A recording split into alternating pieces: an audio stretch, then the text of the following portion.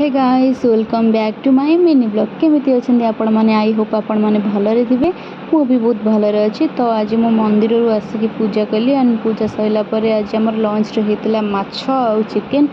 तो मम्मी माछ भाजी देले और माछ तरकारी कले एंड चिकन मु कली चिकन कसिकी लास्ट टिके गरम मसला ऐड कली देन मिक्स कली तापर मोर चिकन हो गला रेडी। तापर आज मोर आसला पार्सल मीशो रु। तो से पार्सलटा हूँ 3 in 1 स्टोरेज बॉक्सटा हर आप मेकअप सामान सब स्टोर कर रखिपारे। तार प्राइस था 160।